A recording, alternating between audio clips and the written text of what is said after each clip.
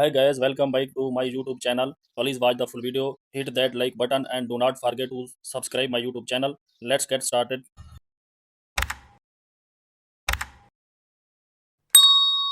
Open the pixel app, select the shape button, adjust the shape, change the color, select the color option, adjust the color, and then select another shape. Adjust the shape, change the color, select the color option, adjust the color, select the 3D shape, enable button down, select the rotation,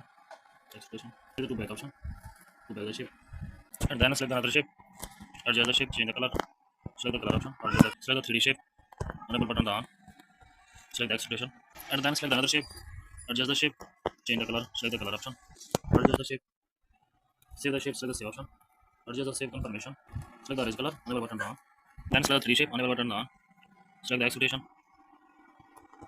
Z rotation, Y rotation, change the background, select the color option, and then select the text edit by writing,